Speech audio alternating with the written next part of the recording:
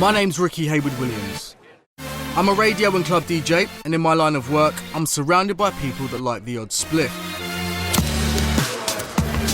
Despite it being illegal, I've always thought it was pretty harmless fun. But more and more these days, I'm hearing that cannabis is serious business. People just generally don't realise what is going on. Organised criminals are making big money growing this stuff. Wow. This is the main room. That is a lot of cannabis. That's probably £250,000 worth of it. Wow. And the market is now flooded with high-strength cannabis varieties branded skunk. It's stronger than that used by previous generations. It's not the stuff you smoked at college. It's like a super strength cousin of cannabis. And there's an argument raging about the possible dangerous effects. I'll spend 2 weeks with the Bristol Drug Squad as they raid cannabis factories. We've got 2 rooms. I'll meet people who love to smoke cannabis and don't see it as a problem. That's lovely skunk, right? And I'll meet those who've had a nightmare on it. I opened up the Evening Standard and it was like a 2-page spread. It was just like, skunk has ruined my son's life. I want to find out what's really going on with Britain's cannabis boom. It's rife at the moment, and we could go out doing cannabis every day and generally find something every day.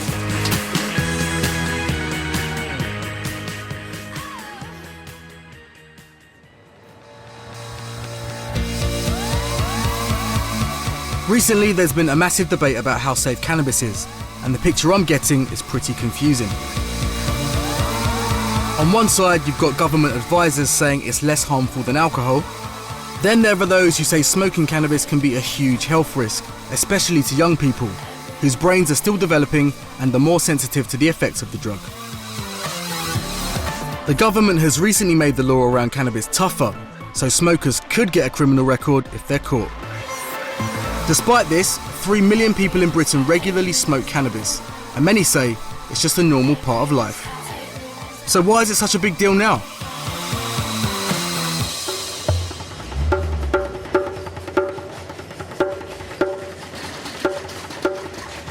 I head down to the hemp fair in East London. This is a massive annual celebration for everyone who loves the cannabis plant.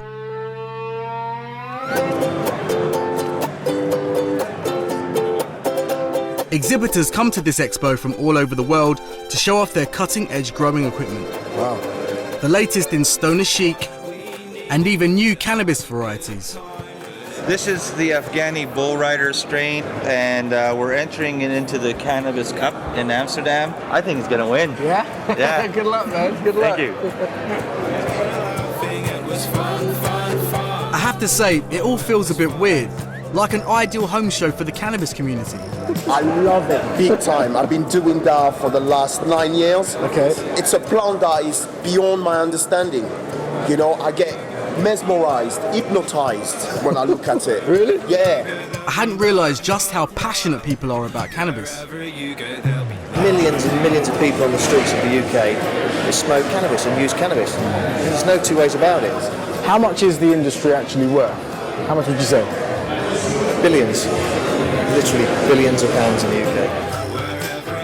The happy vibe in the expo is a long way from the scary stories I've been reading about cannabis.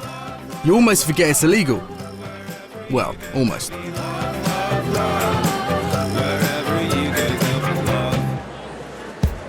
Personally, I'm not a cannabis smoker, but I can see how popular it is. What's worrying some experts is the age of users. 1 in 5 British teenagers regularly smoke. We went up to Newcastle to meet college student Cal and his mates. If the lads have some spare cash at the weekend, they'll try to track down a dealer to get hold of some cannabis. Hey, I'll be here in a minute. He's got it sorted. I don't really want to know where it's going, to be honest. As long as it ends up in my pocket, I don't care.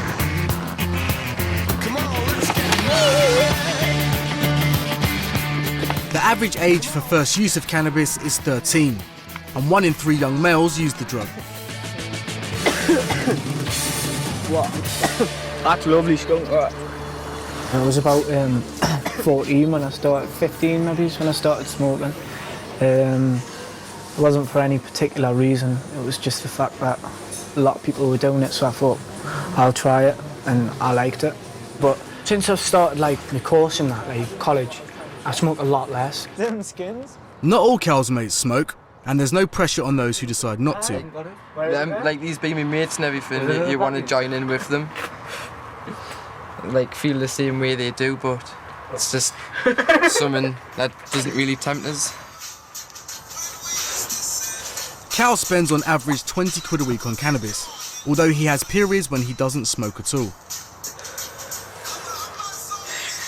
I always feel like warm and like everything's just in here, everything's in my head, you know, and like my mind's running wild, going in circles, you know, just like thinking about mad stuff that you wouldn't ever think about before.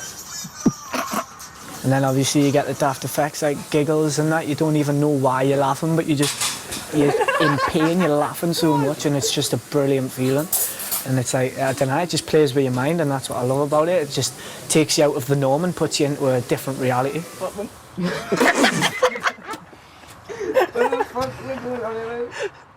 Cal says he's aware there are downsides to cannabis, but says he's had few bad experiences from smoking the drug. People who can't handle it shouldn't smoke. If you've got to be responsible enough to make the choice. I've always said you need to be responsible in what you're doing, otherwise you'll end up hurting yourself or making your brain, like, as they say again, schizophrenic or anything like that. I mean, I've never ever witnessed it myself, like nobody I know has like ever been like bad. I mean, everyone gets paranoid from time to time, but it doesn't hardly ever happen to me. The most popular type of cannabis at the moment is known as skunk. It looks, tastes and smells different from other cannabis types like hash and old school weed, and according to the police, can be 4 to 5 times stronger. Skunk is a strain of cannabis, but it's also become a catch-all name for all strains made from the potent dried out flower of the female cannabis plant. Because skunk is stronger, the high can be greater, but so can the possible downsides like anxiety, paranoia and panic attacks. It's even been linked with psychotic illnesses such as schizophrenia. Whatever the highs and lows of skunk, a massive growing industry has exploded in the UK to supply demand. Come on, hand me over. Radar, electricity 2-4.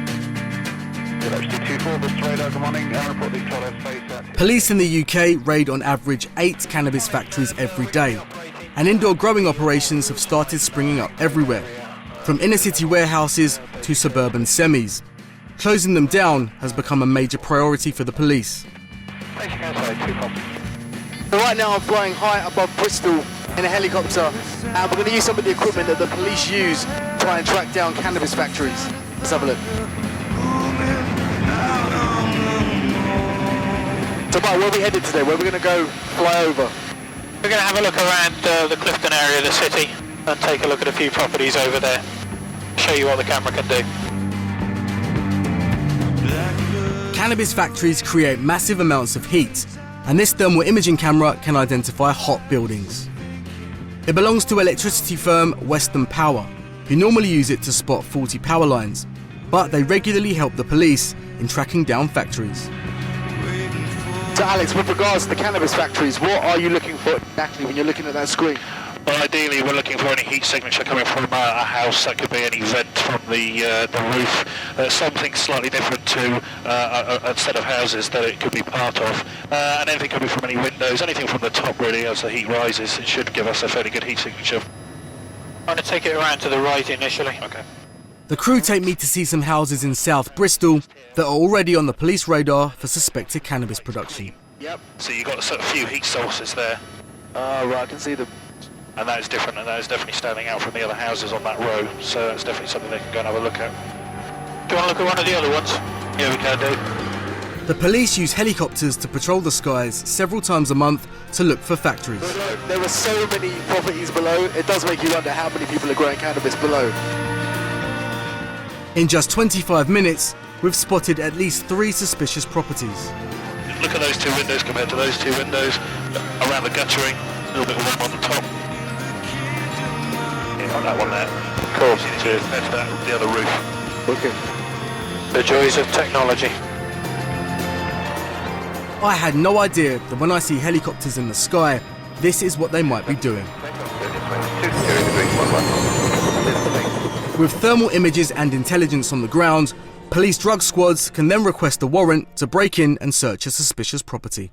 Yeah, it's on the corner of like houses up like that and houses up like that, and they join together. This drug squad has intelligence on a factory in a housing estate on the outskirts of Bristol. Front door, bang first. If we don't get a reply, we go up through the window because the window's open at the top of the house. So, and that's it.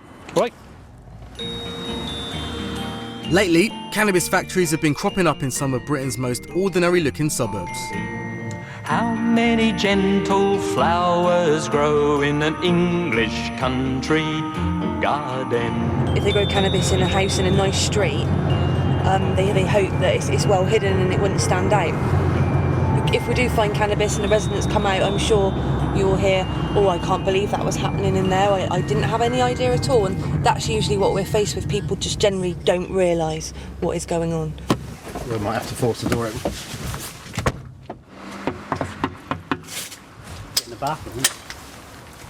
I'll come up after. Normally we crash the door, as it said earlier on, if it was a Class A warrant, because obviously there's an opportunity for people to dispose of Class A drugs, but under these circumstances it's very difficult, if there is stuff in there, to get rid of 20 or 30 cannabis plants with any haste. So it was easier for us to get in the other way and hopefully prevent causing hundreds of pounds worth of damage.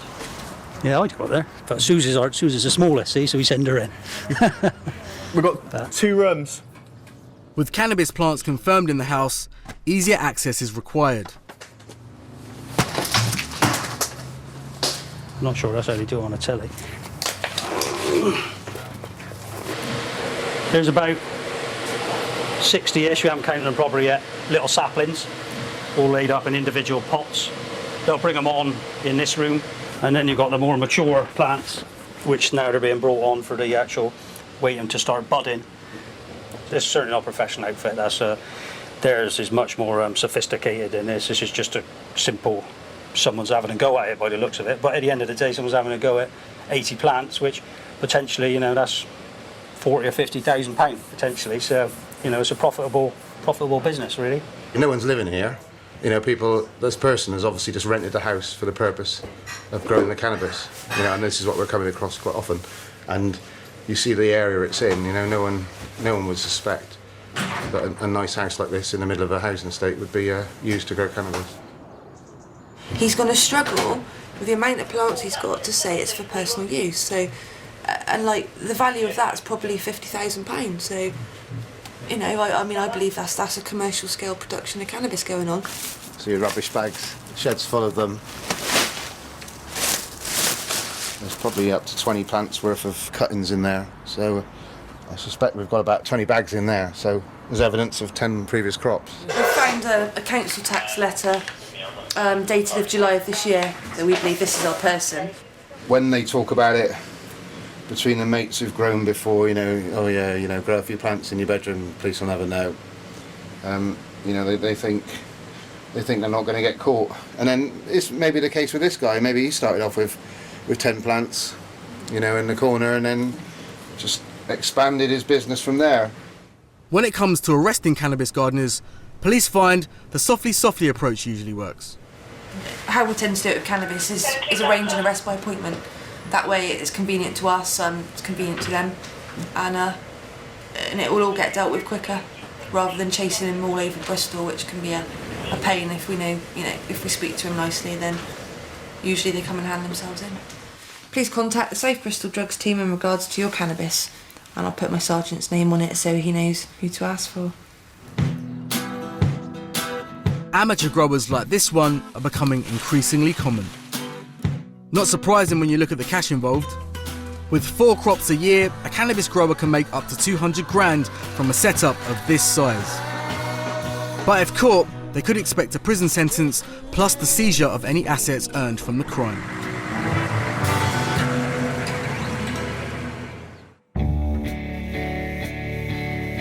The explosion in UK cannabis farms has flooded Britain with skunk varieties, and now they make up 80% of cannabis sold. For the parents of some young users, this can be a massive cause for concern. My parents are quite typically middle class. They are quite different from me and amongst a different generation. Cannabis is the antichrist in their eyes and the catalyst to blame for my entire mishap of adolescence. I went to meet Will Bell, who began smoking at 14. There were lots of expectations on me at the time. I was at a good school, need to get good grades, and it was a great way to kind of relieve the stress, as it were. What did it feel like the first few times that you smoked? It's giggling, it's that laughter, and you just feel complete, just, again, for want of a better word, you feel high, but you just feel, like nothing really matters. This is a new thing. This is it's like smoking nicotine, but like times 10, and it was fun. When Will's behaviour became increasingly erratic and his school grades began to slide, his parents put pressure on him to stop smoking cannabis. My life at home was just deteriorating all the time, and it was just coming home having constant arguments. If they were to find weed on me or in my, constantly my room was being searched. I felt I had no sense of privacy. I'd have huge arguments, and it's like my mum was always going, "It's just skunk, it's the cannabis, it's changed you." Some people might say, that's not anything to do with cannabis, that's just a young person growing up. Well, that's what I was saying. That was my main point of defence. This is natural. This is just something I'm going to go through. You know this. My parents just didn't have any of that. Will's arguments with his parents over his cannabis use became more and more intense. By the time he was 19, they finally took drastic action and kicked him out of the house.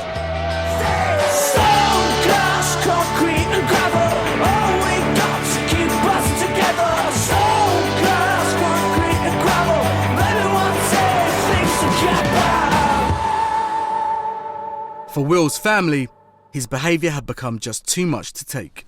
Well, this is us as a family a few years ago. I think Will was about 10 then. Okay. And this is Will and Jack in primary school. I look at that and think, yeah, they were really good times. Because for 5 or 6 years now, we've been in this situation where our son really started to be lost to us. After leaving home, Will lived on friends' sofas and in grotty bedsits. His relationship suffered as he struggled to support himself for the first time. I needed money to get skunk. There was a need for it, and I didn't have the money for it. So if I didn't have any money and I needed money, then I was going to go out, I guess, and steal. And it was just the fact that I wasn't just stealing from my parents, I was stealing from my friends and my girlfriends, and it was just something where I just didn't care about other people. I was just doing all I could do to keep myself afloat. At the height of Will's cannabis use, Deborah wrote a diary about his behaviour and put the entries on a website to expose what she believes are the dangers of skunk cannabis. Since he's been smoking weed, William's main preoccupation has been getting enough money to finance his lifestyle. Money had begun to go missing from my purse, from my 2 other children's wallets, CD players disappeared, even clothes. We've locked away in the safe all jewellery, checkbooks and credit card statements. It has been a condition of William continuing to live in our household that we all attend family counselling sessions at our local surgery. Often William would not turn up. If he did, he'd be in filthy clothes that stank of weed, often with urine stains down the crotch, his hair unwashed. He would shout at us in front of the counsellor, telling her that we didn't understand anything. We were inadequate parents who were out of touch with reality, and that his behaviour was normal for a teenager. Eventually, Deborah's diaries were picked up by the national press. She also wrote newspaper articles further detailing Will's low points with brutal honesty. I opened up the Evening Standard and it was like a 2-page spread. It was just like, skunk has ruined my son's life. Something to that effect, do you know what I mean? He rang me up and said, could you just please stop writing about me? And for a minute, as a mother, you just go, God, he's in pain, what am I going to do? And I thought, no, he's going to have to sit with that pain because this has got to be out there. I just felt this, it was like a sense of, it's a bit of a mission for me, really, because I knew I was onto something and I knew that this was something I could do. So it was sort of personal empowerment, but also this sense that I had work to do. And I had to say to my son, well, you know what I said to him? I said, you write the end of the diaries then, darling. You write the happy ending. what were the feelings you felt? Did you feel ashamed? Did you feel angry? Obviously, deep shame, deep shame. Just like you just cannot believe. It's almost like everything's come to a head at that point, and I just kind of felt ashamed. I felt as shallow a human being as I could possibly feel. I felt miles away from who I was. Like it was all just in black and white in front of me, and I actually couldn't hide from it. There it was, right there. And that was the wake-up call for me. That was just like, bang, what are you doing? Right. What's going on? Will began to sort his life out. He started to repair relationships with his parents and moved back into the family home. Believing skunk contributed to his antisocial behaviour, Will quit smoking and hasn't touched the drug for over a year. I'm not blaming it all on the skunk, but I know that smoking skunk all day, every day, it's got to be a factor. And if, you know, definitely one of the main reasons as to why that happened. And now, having not smoked cannabis for a long time, I'm not like that anymore. I know now that I'll never ever smoke skunk again, and so from that I gather that, yeah, I definitely shouldn't have ever started. Deborah is even more hardline in blaming skunk for Will's problems. It's not the stuff you smoked at college. So it's not the stuff of the 60s, 70s, or even the 80s. This is a new generation, if you like. It's like a super strength cousin of cannabis. She's advised other parents to take the tough love approach. There's the argument out there that's, you know, that you've created some kind of middle-class hysteria. What would you say to that? Good. That was the intention. Not a hysteria. I wanted to create an energy for change, and that's exactly what we did. From today, cannabis has been reclassified as a Class B drug across the UK. Ministers rejected expert advice and decided to upgrade the drug because of worries about its impact on mental health. Deborah's personal crusade paid off in January 2009, but reclassification has been controversial, with many experts questioning if cannabis should be made more illegal.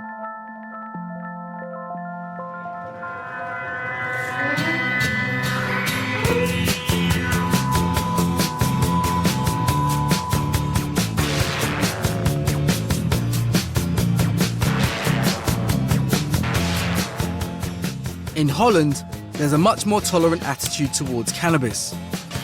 For years, British tourists have been flooding to the capital, Amsterdam, for a hassle-free smoke.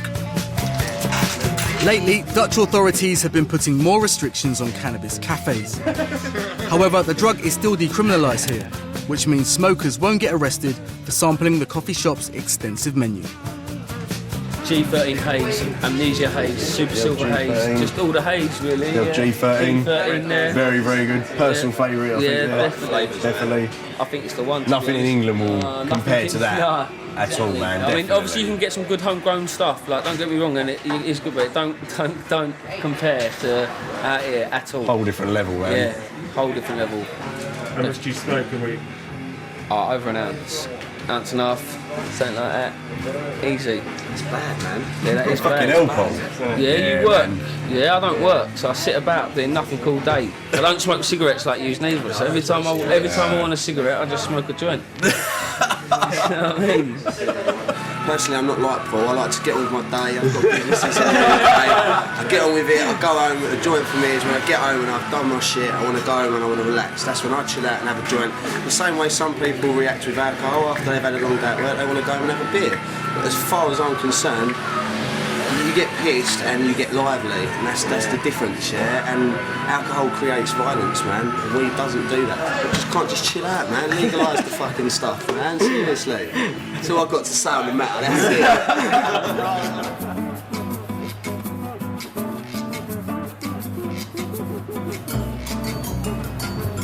it. I'm in Amsterdam to meet Bernard, a legend in the cannabis community, who set up the city's very first coffee shop. Back in the 70s, Bernard and his friends had a dream to make Holland famous for more than just tulips, clogs and windmills. They called themselves the Green Team. The Green Team had a plan, and that was to make Holland into a marijuana-producing country. The Jamaica of Europe, we used to call it. Jamaica of Europe. The Green Team started growing their own cannabis outdoors, but their efforts were not as strong as many customers would have liked. What we were growing were always outdoor plants with lots of leaves. Yeah. And it was always a struggle. Everything changed in the mid-80s, when Bernard was amongst the first in Europe to get hold of seeds from a new cannabis variety called Skunk No. 1. Skunk was different because it grew well indoors, with bigger buds, making it more potent than anything Bernard had produced before. Suddenly there was this new variety which was really suited for indoor growing, also under artificial lights. I mean, everybody can hang up a light in a corner and grow marijuana. Yeah. And when we realized that, and when I realized that, I knew that this was sort of an enormous revolution in marijuana growing. And that was sort of the start of what we call the green tsunami.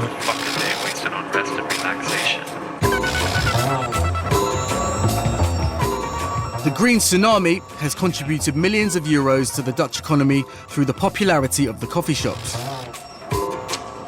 Back home, it's organised criminals who've leapt on the indoor growing model, and they're the ones cashing in. The drug squad in South Bristol has spotted some worrying developments in the way cannabis gangs are going about their business. Because it is such a valuable commodity, even the Somerset are finding more and more that cannabis factories found within our force area are being booby-trapped, not necessarily to hurt the police, but the gangs are getting so used to having other gangs rob their cannabis that they're starting to booby-trap addresses to try and prevent this. And you can see that they've wired electrical wiring going through to the mains of the address. This is a cattle prod or some sort of prod that they've managed to adapt from a snooker cue with a big metal rod on the end, and again that is being wired directly into the main supply to the address. If somebody wants to try and climb in through the window here, you've got metal wiring going across the window frame. It's massively dangerous, so you have to be really careful when you go into these addresses. It was when organised crime spotted a business opportunity in the cannabis market that the boom in homegrown cultivation really took hold. It's definitely increased over the last couple of years. I think it boils down to the fact the sentences have increased for Class A drugs, whereas the sentences haven't been matched for what was Class C 12 months ago is now a Class B. So there's nothing to put them off, no deterrent to stop people doing it. And it is as, if not more profitable than Class A at the level that these gangs operate in South Bristol.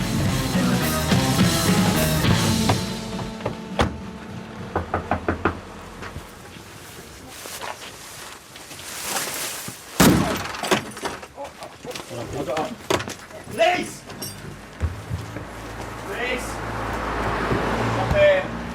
There are just 24 newly planted saplings in this house. The police suspect the person who lives here may have rented their spare rooms to an organised cannabis gang. People look at it as easy money. I mean, potentially the owners of the house have been paid an amount of money to allow this room to be used. The last couple of years we found that October and November time is quite a popular time because people are looking to make a bit of money for Christmas. So it's quite a simple way for them to do it. Obviously not within the law, but it's become quite regular for normal, everyday people to take advantage of a spare room in their house. Criminals often spread their risk by setting up lots of small grow rooms like this in other people's houses all over the city. Yeah, I know. But have a sniff up here, because she was saying it. I can smell it. Yeah, I can smell it. The sergeant's expert nose for cannabis leads him to sniff out another possible factory across the road. The reason we're here is just a really strong smell of cannabis in the area. One cannabis factory's been found across the road, and it smells quite strongly in your garden. You've ever smelt it? Yeah, on the doorstep you can, but nowhere else. It's just a bit strange. I'm actually not aware that there is actually anything like that around here, but you know, you never know. Are you surprised to hear that there's one been found this morning across the road? Yeah, that does surprise me somewhat. Yeah, I wouldn't have imagined that there would be anything like that in this area. These neighbours are innocent, and the police's discreet approach has saved everyone hassle. You could probably justify on that smell almost getting a warrant and causing a lot of damage to the door, and it being negative. There's obviously something odd going on in this street. There must be some plant or vegetation that's causing the smell. So. As the forensic team search for fingerprints in the property that's been raided, the squad move on to the next job. It frustrates me greatly because there's lots of people that go out and work hard every day, and somebody can put a few plants in a house and make an absolute fortune out of it. And it bothers me a lot, but just got to get on with it, really.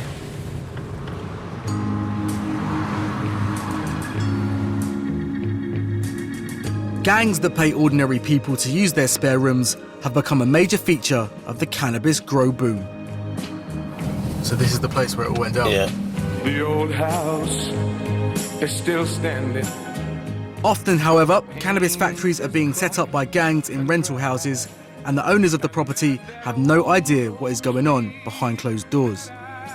You rented it out to this person. What was this person like? He seemed genuine enough. I mean, for the first couple of months, he was just paying us some money up front, and he owned 2 businesses. He seemed okay. I mean, he was a nice enough guy to talk to, and he was a really nice guy. He was tidy. Within weeks of Phil renting out the property, his neighbours started to notice suspicious behaviour. You guys remember when there was like a cannabis farm here? Yeah, I can remember the cannabis farm, yeah. What do you remember seeing? Just remember seeing a jungle come out the front door. A jungle?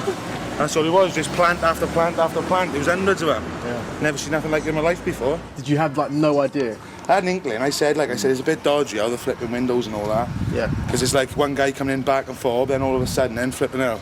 When the police come raiding through there, there was no one in there, but it was just absolutely shocking to see what they were bringing out. Yeah. They're just wishing that I could grab some of them. I'm joking. It was no joke, however, when Phil realised his insurance policy didn't cover him for the criminal damage caused by the factory. It's cost him hundreds to restore. This whole part here now, all the interior doors were off. They're all nailed to the banister here, with all polythene then stapled to the roof and all down to one side. I think it was about 350 to 400 plants in here. It looked like Sherwood Forest, the bedrooms. I was expecting Robin Hood to pop up with his merry men in there, and bow and arrows, because that's what it looked like to me. To make matters worse, Phil's tenants have been dangerously bypassing the meter and stealing massive amounts of electricity to power the setup. When the electrician came here for the electrics, he said to us another couple of days, he said we would have caught fire anyway. How much do you think they actually stole? Well, I know. We had a bill for £8,310. Wow. In around about 12 weeks. So, I mean, that's how much power they estimated that they were taking. It was when Phil confronted his tenant that he really got a sense of the scale of the business.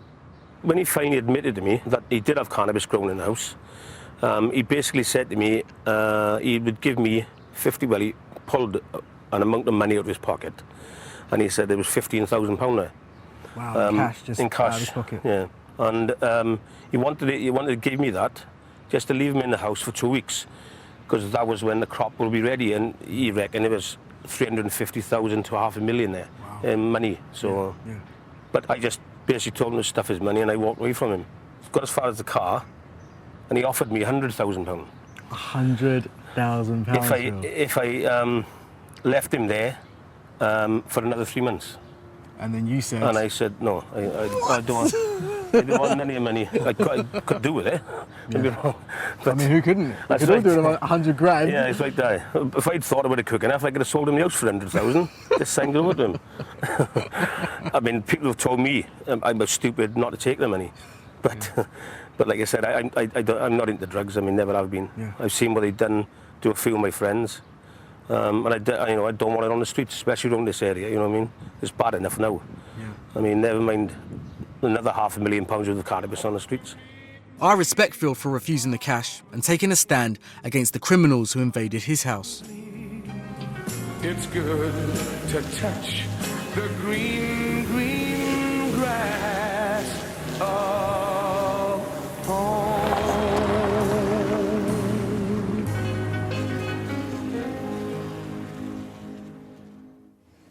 I've decided it's time I checked out a raid for myself, so I can experience firsthand how police are tackling the criminals who've moved into the cannabis grow market.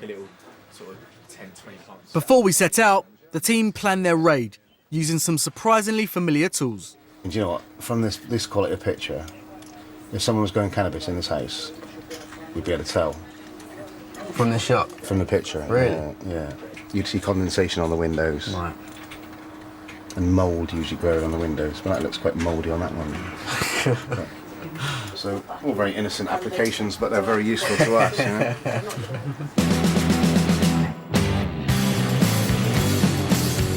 The thing is, whenever you get to someone's front door, you never know what's going to be on the other side. Yeah. More often than not, it's straightforward, but sometimes, people aren't happy to see the police, and it's, so you just don't know what's going to happen. condensation on the inside of the windows, that's what people said to. After a couple of knocks, there's no reply, so the order for the door to be smashed is given. However, it seems the person inside takes longer to answer than the police are used to. All right, mate.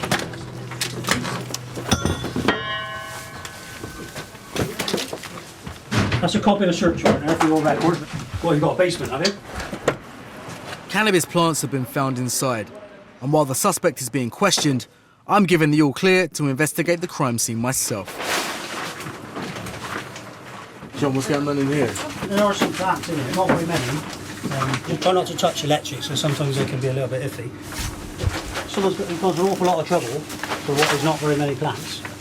Well, obviously we'll check the rest of the house, but I mean, to me that suggests that that's just for itself. That's certainly not any kind of commercial scale or for supply or anything like that. I found 6 of these little pots upstairs. This one's marked Flow Go, and they each contain what look like cannabis seeds. It looks like he's a bit of a cannabis connoisseur, and he likes to try different species. I found some more of these around the house with the words such as gold, blue cheese on them. It's just different types of cannabis. Where are we at now? He's just going to be arrested by Sam for production, and it transpires this. The police were only here a few weeks ago and they found exactly the same. How many plants would he have had to have had down there for it to...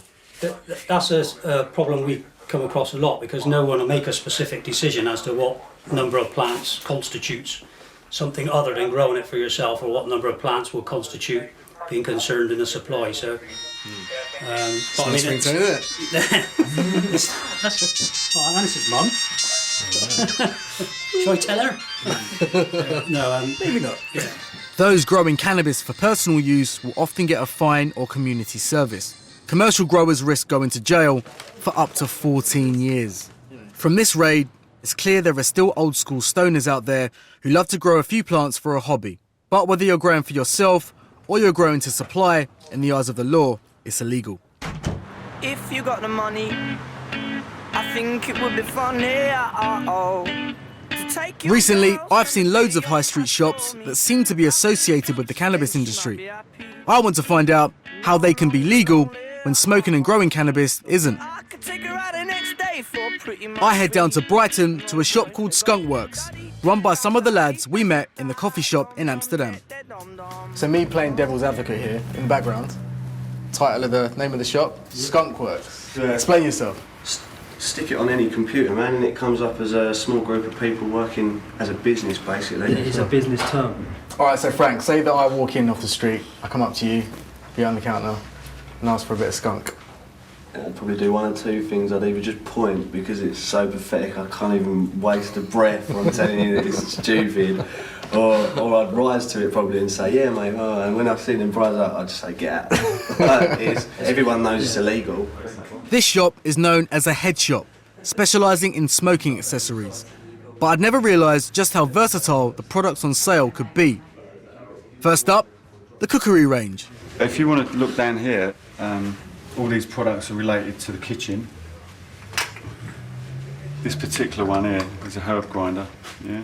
Yep. Put your herbs that you're going to cook with. Yeah, bit of oxo cube, yeah, maybe. Whatever. Yeah. Grind it up, it's ready to go.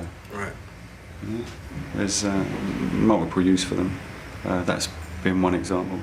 All the scales, you can use them for multiple reasons. Jewellery being one of the most popular ones just recently, with gold and stuff. This is the leaf in which a lot of people trust, okay? And it is just a leaf. We in no way promote the use of any of these leaf-like products. That's a 5-pack of Lowrider. Yep. They may not sell cannabis here, but they do sell seeds, from which you can grow plants. Not that these seeds will be used for that purpose, of course. So we can see like the word souvenir, like on a couple of the packages. What does that actually mean? What is a souvenir? You know, a key ring. You know, it can mean anything. It can mean, yeah. Take it home, sit on your mantelpiece. Yeah. You can sit and look at it. You can do whatever you want with it. It's a present, mate. Bought you some seeds. Thank you, mate. Souvenir. I'll put that on my mantelpiece. There you go. It's legal to sell them. Yeah, so you sell them. it's a bottom line. Yeah, that is as simple as it gets. They're legal. We sell them. We give you no information on them. Just tell you the price. Yeah. Take it or not. Because skunk works sell cannabis seeds, they're not allowed to sell growing equipment, as that could be seen as encouraging people to cultivate cannabis. The lads have a separate shop in another town that sells everything you need if you did want to take up growing indoor plants as a hobby. So Scott, if I was going to set up a home grow kind of project at home, what would I do? Well, if you went for something sort of like this, I suppose this system is like an auto watering one, so it saves you some time and effort. You set your pump up on a timer, basically it will drip feed each of the 4 pots when you want it to, sort of thing. 400 watt light would be sort of adequate enough for that. Then you have your ventilation system, all you're extracting that is just warm air, no smell at all. Okay, and what would you call this type of setup, like from the bottom up? Just it's just a metre square tent setup, I suppose, man. Yeah, to grow big tomatoes with. Did he say tomatoes? The truth is, the equipment sold here is standard kit in your average cannabis factory, although it can be used to cultivate any indoor plant. My favorite vegetable. What do you think about people that get your expert advice and will probably be using it to grow cannabis? We're a business. If you want to come and buy, pots and systems off us, NFT trays, whatever you want to buy, I'll sell it to you. We're just, if you start telling me it's for the cultivation of cannabis, I can't sell it to you. I mean, look, there's nothing here is actually specifically designed to grow cannabis with anyway. No, definitely not. It's only a few weeks back that we had peppers and that. Yeah, it goes crazy. Chilies, we had peppers in the window on the aeroponics, and the amount you got off it was unbelievable. And we've had all sorts of stuff, olives. Plenty of tomatoes. You might not look like your average gardeners, I suppose, but it's very interesting. Obviously, growing plants. It's just good fun, anyone can do it. Your favorite vegetable. I'm not sure about the lads' enthusiasm for growing fruit and veg, but I am starting to see there's a massive grey area in the laws around cannabis cultivation. It's perfectly legal to buy and sell everything that's needed to grow cannabis. Yet the moment I put a seed in a plant pot, I'm breaking the law.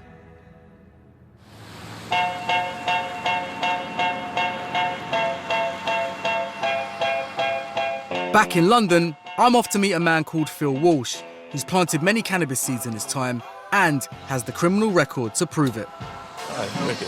Come in.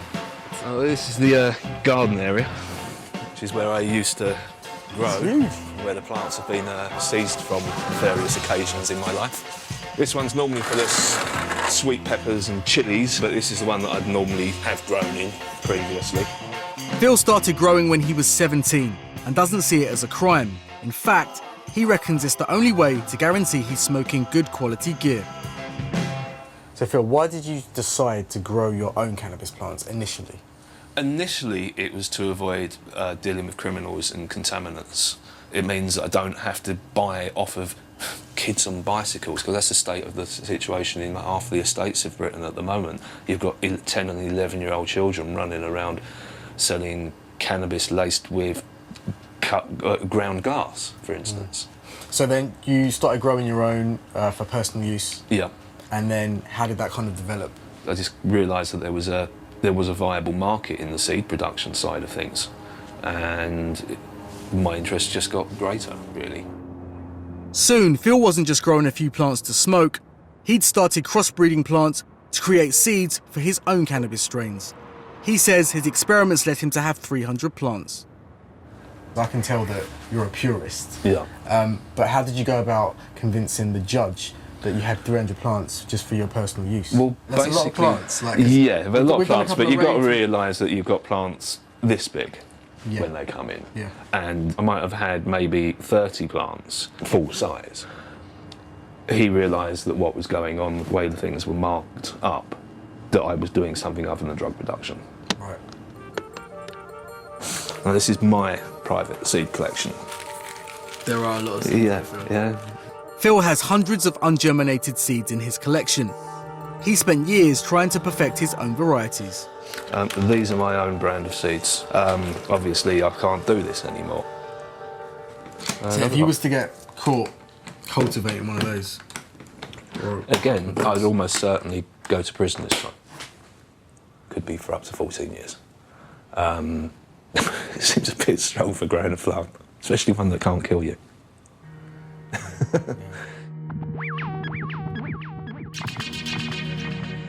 Phil does believe cannabis is getting more dangerous though, and he thinks the problem lies with the contaminants organised criminals are adding to it to mimic the look of THC crystals, the ingredient in cannabis that gets you high. These are proper THC crystals. Yeah, they're quite clear though. Yeah. We get to here, and you see these ones? Now, they look all nice and crystally, don't they? Yeah. But look closer. These are all stuff that's been added. Why would these be tampered with? Adding weight is the most common thing. Yeah. Now, the worst scenario I've seen is where someone has been walking into the plant's growing areas while the plant is still growing and sprinkling crushed glass, and they're emptying it on the bud. The bud grows around it and the weight is there. There are no health warnings going out about it. This is the length and breadth of the country, this stuff. It is coming in by the ton. The only way of being sure about your own personal health, if you're smoking cannabis, is to grow your own. I can see Phil is passionate about his weed, but even with pure homegrown stuff, there still seems to be a question mark over how safe it is for some users.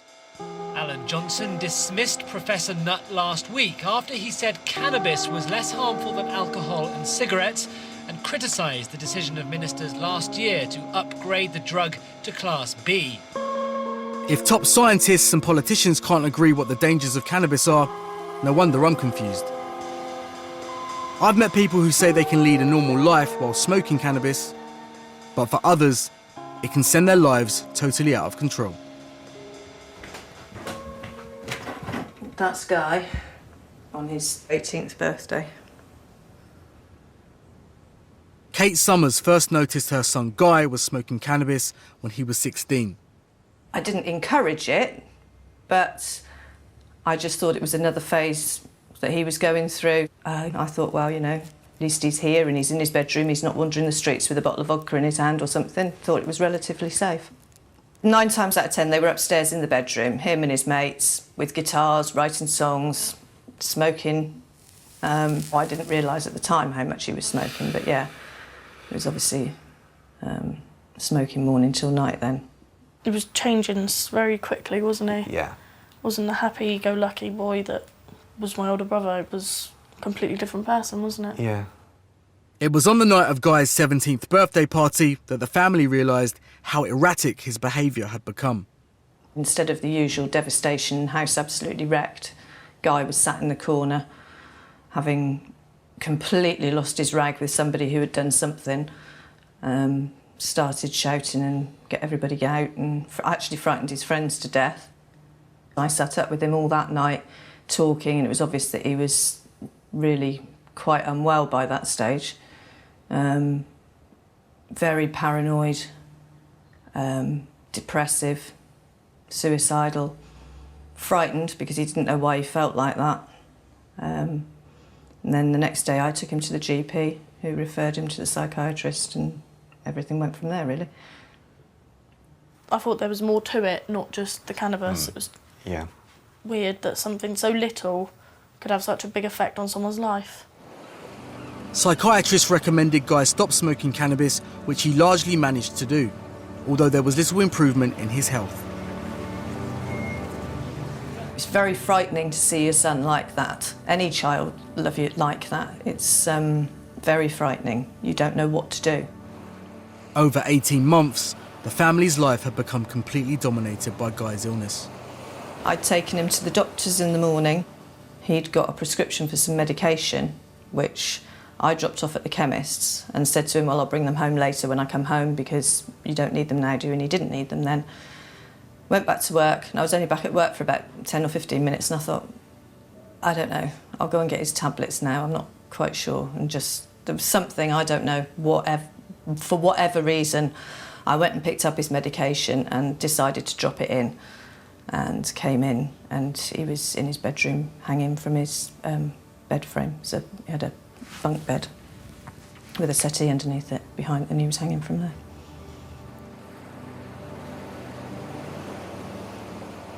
I'm not going to try and be like, oh, this happened to my brother, you shouldn't smoke it, no one should ever smoke it, because it's their own free will if they want to smoke it. But no one really, like, believes it until you've had someone close to you or someone that you've known for it to happen to, and it's just really weird that, like, before we never heard of any warnings, or anyone that I know had ever heard of a warning with cannabis. This can happen to some people. It doesn't happen to everybody, we know that. But it could happen and it can happen. You learn to live with it. You don't get over it. You just learn to live with it, as you have to. And I had to keep going for my other 2 children.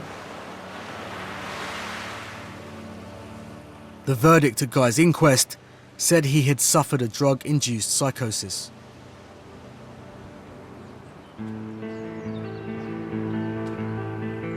It's frightening to think that cannabis is being linked to such serious mental health problems.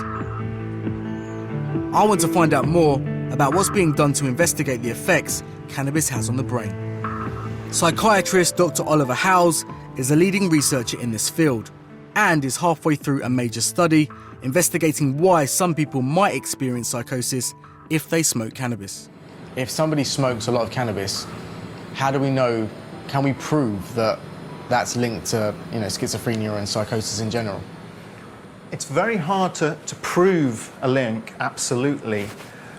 What we do have is evidence that shows that people that have ever smoked cannabis have an increased risk of going on later on to develop psychotic symptoms, including and psychotic illnesses as well, including schizophrenia. And there's an indication from one study that smoking early, early in adolescence, before the age of 16, might particularly increase your risk of going on to have psychotic-like symptoms. But that really is something that we need to test further in other studies. So could you explain why, the man or the female on the street that smokes cannabis all the time says, I can lead a perfectly normal life, I can smoke when I get up in the morning, when I get home from work, and I'm fine. And then on the other hand, there's somebody that, smokes probably the same amount but can't do all of those things. Why that is? Well, I guess cannabis is similar in that respect to alcohol, and we all see some people that seem to be more susceptible to the effects of alcohol than others, and underlying that is probably differences in their biology. We all have receptors in the brain that are stimulated if we smoke cannabis. Dr. Howe's study is trying to find out if a person that has a large number of these receptors is more likely to experience psychotic symptoms after cannabis use. This study is one of several currently being carried out by scientists trying to nail down exactly how cannabis works. Cannabis has been around for millennia and is one of the most widely used illicit substances in the world, but we know remarkably little about how it affects our brains in practice.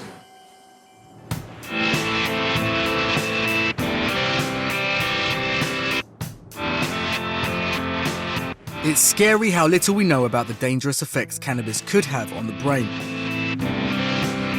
What's more worrying is that the criminals growing cannabis couldn't care less about the possible dangers. There are no checks on how strong the cannabis they produce is, or what contaminants they might put into the drugs sold on the street.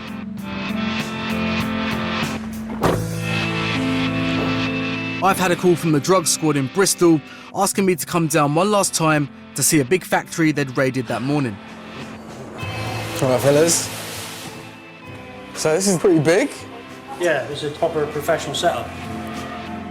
Wow, you can really smell the difference as soon as you walk in. Wow. This is the main room. That is a lot of cannabis. There's a lot of cannabis there, yeah. I mean, they're toppling over a bit because some of them, they are ready to go right now, like really.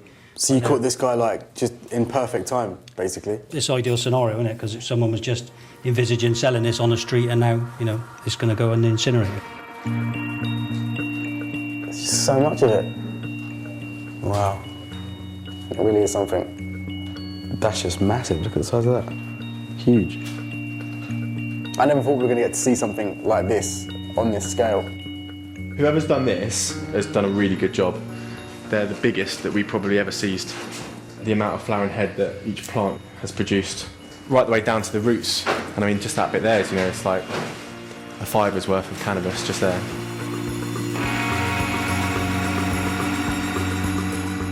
Even the police seem impressed with this elaborate setup. From the extractor fans, to the huge vats of plant nutrients, to the machine that dries the bud, this is the ultimate one-stop shop for cannabis production. There's even a money counter to keep track of all the cash made from the crops. So this is a big operation they had here. Yeah, this is a proper setup. Yeah, this is one of the biggest we've found for some time, and one of the most professional. Someone's gone to an awful lot of expense and effort to get this up and running. There's just over 350 cannabis plants here at the moment. Potentially, if everything yields as those plants have yielded, and there's nothing to suggest it wouldn't, you know, that's probably £250,000 worth of it. Wow. So money does grow on trees afterwards.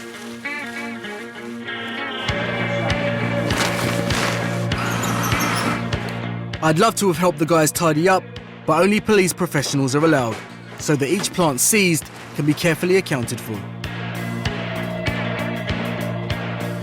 Within 2 hours, all that's left of the cannabis factory is a load of empty plant pots, some dead leaves, and an almighty mess for the landlord to clear up. As the guys were finishing up there, they were pulling down the shutters and kind of locking up. And once they did that, you'd never ever know what was going on behind closed doors. It's really, really weird. It's just like any other industrial street. There's a couple of warehouses around here, you know, businesses and whatnot. And you just don't know what's going on behind closed doors. Behind those shutters, you know, there could be another one just sitting across the street over there. You never ever know. It's amazing.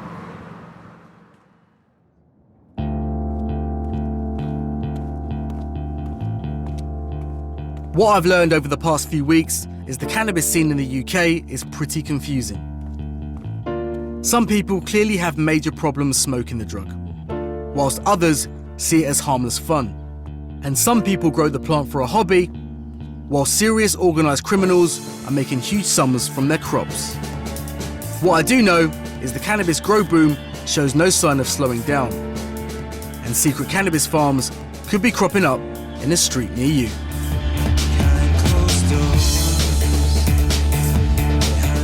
Annie from BBC Three's Being Human stars in the drama we've got next, Material Girl.